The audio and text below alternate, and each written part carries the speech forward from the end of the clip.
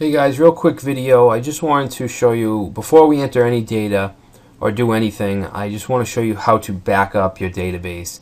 And I would suggest that when you create a big database and you create the schema, always export it before you add any data, just so you have that empty database in case you need to go back and restart or whatever.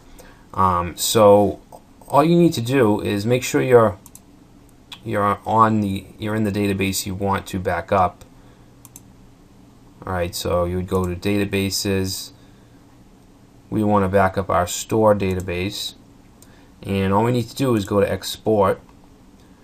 You could do quick, that's absolutely fine, but I just want to show you do have some options here. Alright, so you can choose to export single tables, whatever tables you want. By default, all of them are selected, which is what we want, but we could just say we want just the customers table. We could just choose customers. Alright, but we're going to choose all of them.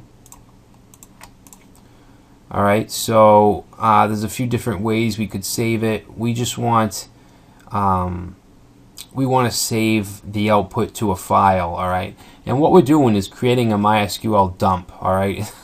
It sounds a little funny, but it's a dump file. It's a database SQL dump file, and you can choose to save it as a file, or you can choose to just output it as text, and you can copy it and paste it or whatever you want to do with it.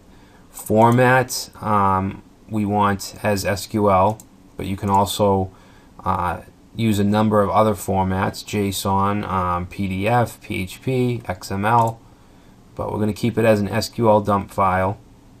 Okay, format specific options. You can choose display comments, disable foreign key checks. We don't really want to mess with any of this. This part here is important.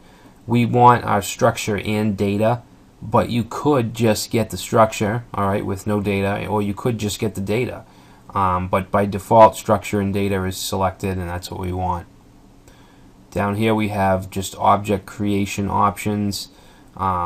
If we want to drop tables, if what we want to happen if, say, there's already a table there that we're trying to import. Alright, things like that. Truncate table, not really important. And this stuff we just leave, and then we'll just click go. And we'll save a file, which will be called the name of your database and then .sql. Okay, so let's say our database crashes. Something happens to the hard drive or whatever.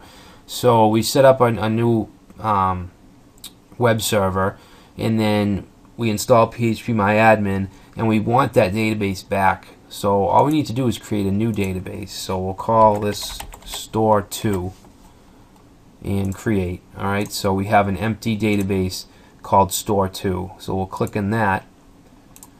And you can see, let's see, where'd that file go? To my desktop. And let's just open this real quick. So this is, like I said, called a SQL dump file.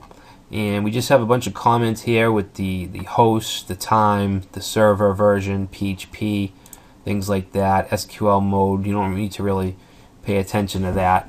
But what we have here is basically MySQL queries, okay? And these are create queries. We're creating tables, and you could just as well type this into the console or the command line, and it would create the table customers. Alright, and then we're creating all the columns or the fields along with it, along with what type, data type, the characters, and not null. We didn't set any of our columns to null, so it's going to say not null. The ID is auto increment, and then they define the primary key at the bottom here, which is the ID. Alright, and then we have the engine, which we talked about. The default is InnoDB unless you specify something else, and it just goes on to create these tables and fields. Alright, so that's what this file is and what it does. So all we need to do here is in our empty database, we want to go to import, and we want to click on choose file. We'll choose that dump file, and then we'll click go, and you can see that our import has been successfully finished. 16 queries have been executed, which is in the file store SQL. So if we go to store 2, we have an exact copy of the database of store. Alright, so that's how you can import and export databases very easily.